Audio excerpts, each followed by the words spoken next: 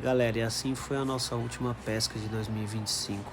Muito tamba bom, muita ação, sisteminha top que eu gosto de pescar, que é estilo boião-boião, com a miçanguinha abacaxi, rosa e verde fluorescente, que deu muito resultado, muito mesmo.